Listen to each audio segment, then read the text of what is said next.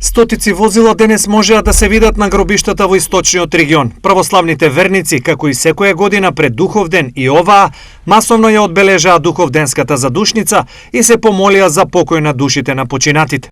Секоја година се прави тоа, значи стара традиција се останала од старите. Денеска раздава се пшеничка, тако мислам, прави се трасаги исто. Некои останаа докрај верни на традицијата, па храна на гробовите оставаа и овој пат.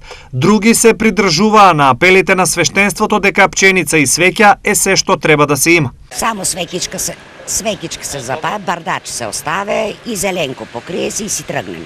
Да, свештениците викат да не се остава храна.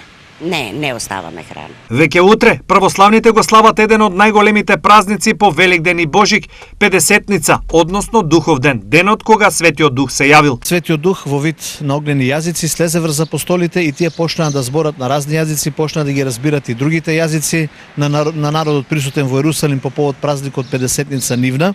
И овој ден се смета и роден ден на црквата, бидејќи се исполни се она што Господ го кажа. Од неговото раѓање до неговото распнување, воскресение, вознесување на небесата и ете доаѓањето на Светиот Дух, на Утешителот, кој ги укрепи апостолите, а и нас на секоја служба не укрепува и ни дава духовни сили. Свети Јован Златоуст укажува дека на денот на слегувањето на Светиот Дух врз апостолите, Синот ги принесува даровите на помирението на Бога на верните преку неговата жртва.